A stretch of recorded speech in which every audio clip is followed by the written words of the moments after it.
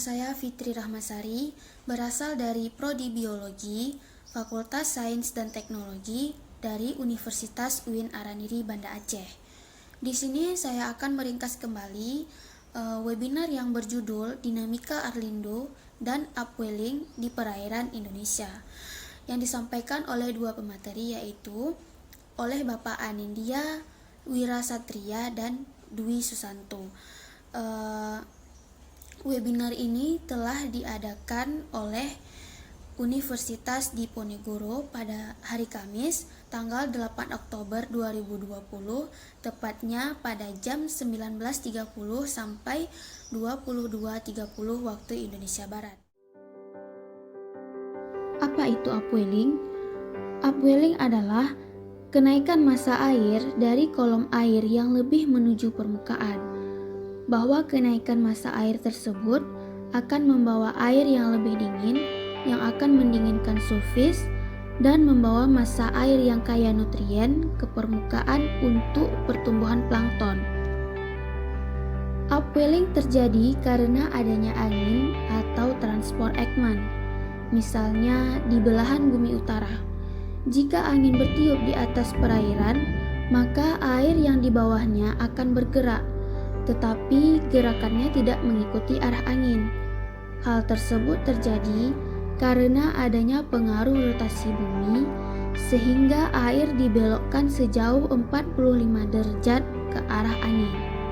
Kemudian, permukaannya akan membawa massa di bawahnya yang akan dibelokkan lagi sampai ke dasar atau sedalam angin mampu menembus kolom perairan yang sedang terdapat Ekman.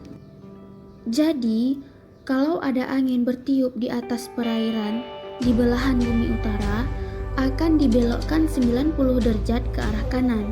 Sebaliknya, belahan bumi selatan akan dibelokkan 90 derajat ke arah kiri. Upwelling terjadi di dua tempat, yaitu upwelling terjadi di garis ekuator dan upwelling terjadi bukan di garis ekuator. Nah, yang pertama ada equatorial upwelling atau upwelling terjadi di garis ekuator. Terdapat angin pasar atau trade wind, maka ada massa air yang akan dibelokkan yang akan menjauhi ekuator. Ketika massa air menjauhi ekuator di dua arah, maka akan terjadi konstan massa di ekuator, sehingga untuk mengimbangi adanya konstan massa air ini, maka terjadilah equatorial upwelling. Massa air yang menggantikan dari bawah supaya menyeimbangkan hilangnya massa di atas, seperti di Samudra Pasifik yang bergerak ke arah utara dan selatan.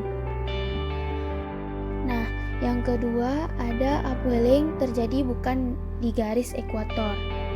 Terjadi karena adanya angin tetap dan batas daratan. Jadi, jika ada arah angin, maka dia akan dibelokkan menjauhi ke arah kanan sehingga menjauhi bibir pantai dan terjadi kekosongan air di bibir pantai tersebut.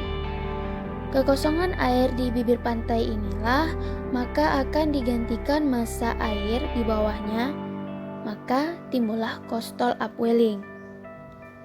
Selanjutnya, dinamika arus lintas Indonesia atau Arlindo.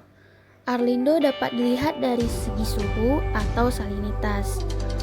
Arlindo sendiri yang berarti sistem keseimbangan massa air laut, sehingga daerah Pasifik yang panas bisa mengalir ke Samudra Hindia yang dingin.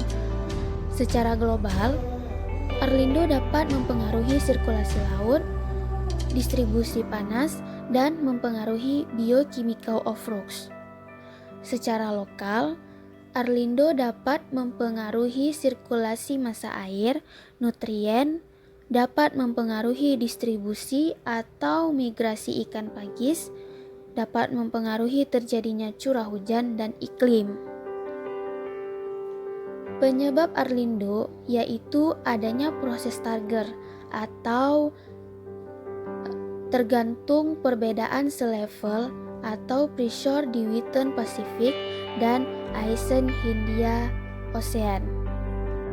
Selama 3 dekade, penelitian Arlindo lebih ke arah pengaruhnya terhadap sirkulasi laut dan iklim dunia. Perlu lebih ditekankan juga pengaruhnya terhadap distribusi nutrien, biogeochemistry, biodiversitas, upwelling, lingkungan, dan perikanan. Jadi, kesimpulannya, Arlindo ini memegang peranan penting dalam sirkulasi laut dan iklim dunia. Arlindo ini mempengaruhi dinamika laut dan iklim kita, distribusi massa air, nutriens, biodiversity laut, sebaran ikan pelagis, dan lingkungan, dan sebagainya. Sekian penjelasan dari saya tentang webinar Dinamika Arlindo dan Upwelling di Perairan Indonesia. Saya akhiri, wabillahi taufik wal hidayah. Wassalamualaikum warahmatullahi